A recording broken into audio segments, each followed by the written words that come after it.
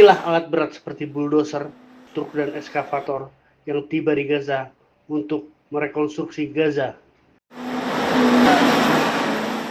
Otoritas Israel memberikan izin kepada tim dari Mesir dan Komite Palang Merah Internasional (ICRC) untuk masuk ke wilayah jalur Gaza guna membantu pencarian jenazah-jenazah sandera yang tertimbun reruntuhan. Mereka akan menggunakan ekskavator dan truk untuk misi pencarian di luar garis kuning. Sebutan garis kuning merujuk pada garis batas yang membentang sepanjang utara, selatan, dan timur jalur Gaza yang ditetapkan oleh militer Israel. Angkatan Bersenjata Israel atau IDF untuk membatasi penarikan mundur pasukannya sebagai bagian dari tahap pertama kesepakatan gencatan senjata. Juru bicara Israel, Sos Bedrosian, bahwa Perdana Menteri Israel, Benjamin Netanyahu, secara pribadi menyetujui kedatangan tim Mesir. Rekaman video AFP menunjukkan konvoi kendaraan Mesir di jalur Gaza membawa tim penyelamat dan alat berat untuk mempercepat pencarian jenazah sandera. Setelah Hamas mengakui mereka kesulitan mencari karena jenazah tertimbun reruntuhan.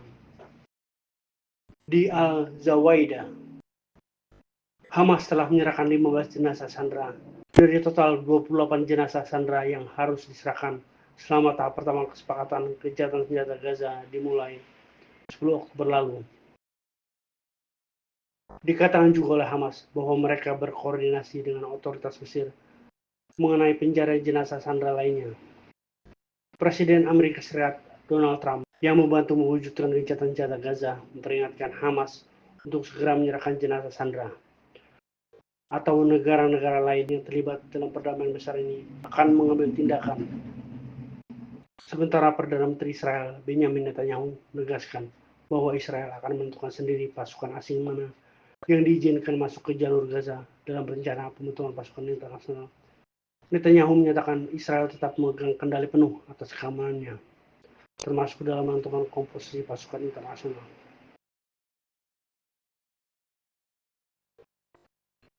Pemerintah Trump sebelumnya menegaskan tidak akan mengirim tentara Amerika Serikat ke Gaza, tetapi telah berdiskusi dengan beberapa negara seperti Indonesia, Emirat Arab, Mesir, Qatar, Turki, dan Azerbaijan untuk berpartisipasi dalam pasukan multinasional tersebut.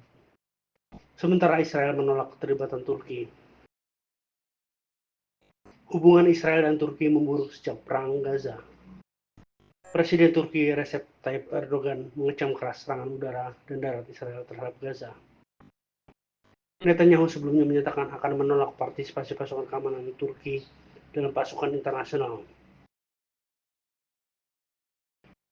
Sementara itu, Menteri Luar Negeri Amerika Serikat Marco Rubio menegaskan pasukan internasional harus terdiri dari negara-negara yang membuat Israel merasa nyaman. Ia juga menegaskan bahwa tata kelola Gaza ke depan tidak boleh melibatkan Hamas. Hamas hingga kini menolak melucuti senjata. Israel kini mengizinkan tim teknis Mesir bekerja sama dengan Palang Merah untuk mencari jenazah para sandera di wilayah Gaza menggunakan alat berat. Trump juga diketahui memainkan peran penting dalam membujuk negara-negara Arab agar mendesak Hamas mengembalikan seluruh sandera Israel sebagai bagian dari upaya menciptakan stabilitas di Gaza.